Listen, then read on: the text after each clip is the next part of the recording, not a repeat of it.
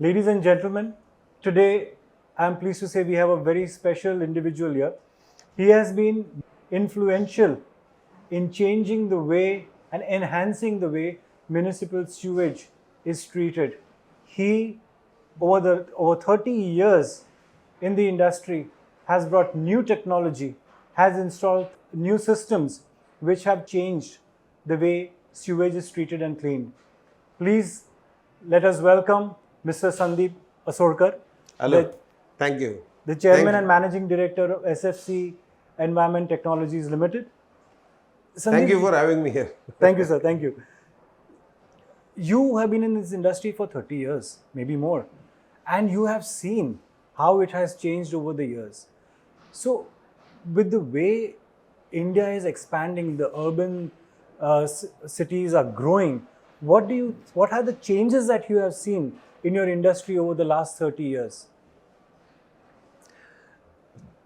See, basically, I'll tell you, the technology has to evolve with time. So when we started, I started in 1990. At that time, the sewage quality requirements or the outlet characteristics required as per the pollution norms were very relaxed. The reason was at that time maybe the pollution also was, the population was less, the concentration of people was low, so it was okay. So as the time went by, like when I started SFC, the whole idea at that time was the standards which were prevalent at that time were not enough. So we started this with the intention of really treating this water and then making it suitable for reuse, right? So that was the standard. Say that was brilliant. Now, is that standard enough? If you say for controlling pollution, yeah, that is enough. But is the question is today, is controlling pollution enough? I would say that is not enough today. Today the requirement is to recycle that water because we are short of resource. Water is a fixed commodity in India, and your population is growing and your needs are growing because industry is growing, agricultural requirements are growing.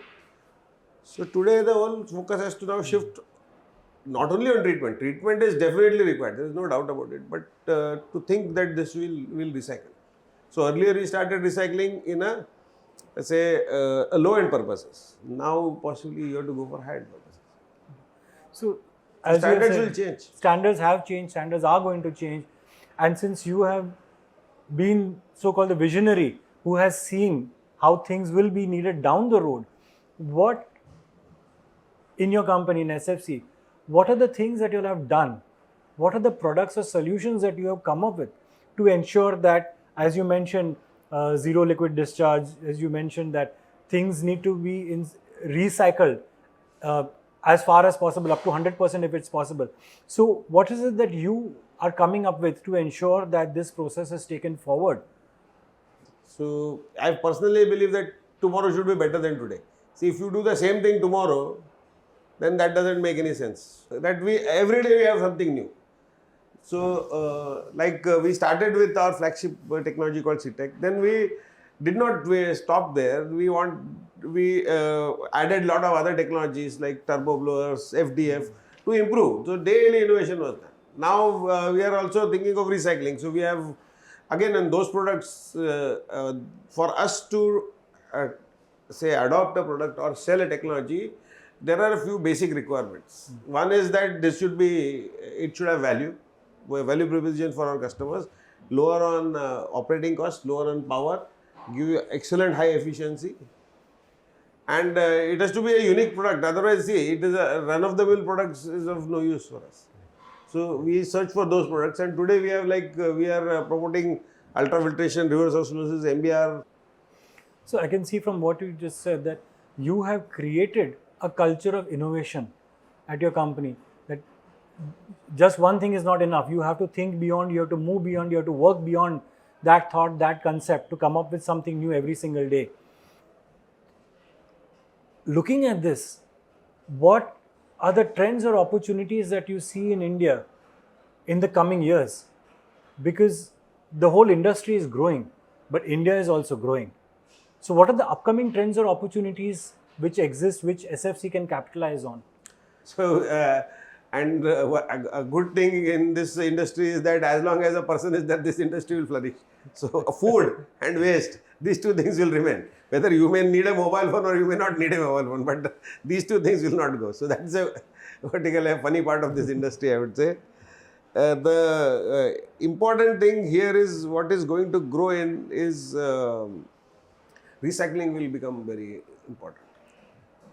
Because as the cost of water goes up, it will promote recycling in a big way.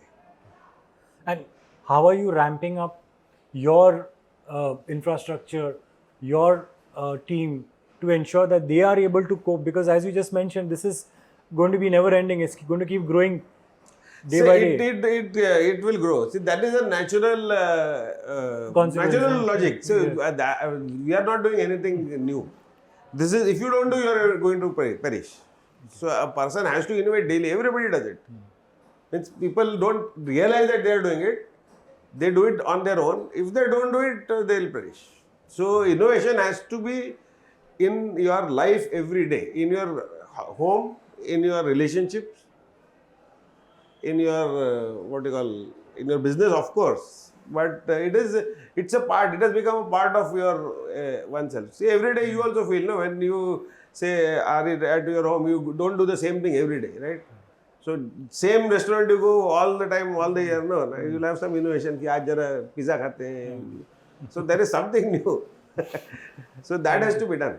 And we are, see, as an organization, I'll tell you, we rarely take people at a senior level. We believe in growing our own people. So we have a very unique culture in our organization, and we want that people should grow. To grow in all the three ways, by way of wealth. So they should earn more, they should learn more, because they should get the wealth of knowledge, and also they should be empowered.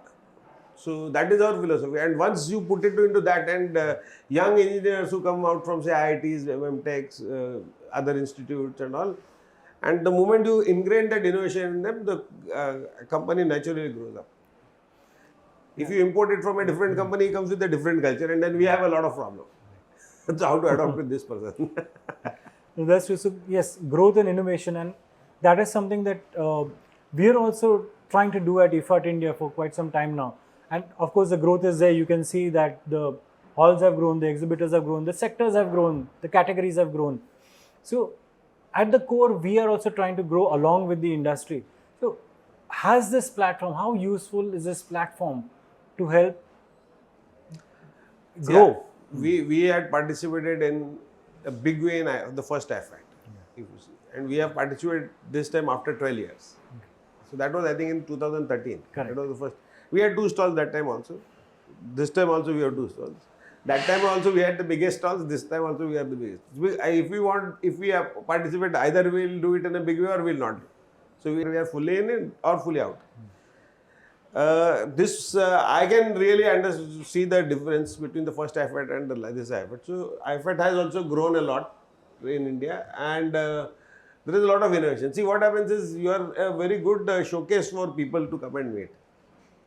And finally, if you meet a lot of people, if you bring the industry together, a lot of new things can come up.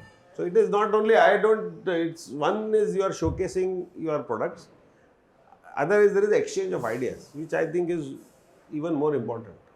Okay, your product is one thing, but if you meet 20 people, you exchange ideas, some new things come up with that. Innovation comes in the same way. And IFAT has been really contributing to it. In fact, we regularly attend IFAT in Germany. And I wish someday the IFAT India show is bigger than the German show. That is what I am looking forward to it. So ladies and gentlemen, there you have it. Innovation, growth, vision, and the drive to look at the impossible to try and make it possible. Mr. Asolkar, thank you so much for your time. You. Thank you for being with us at the IFAT India podcast. Thank you very much.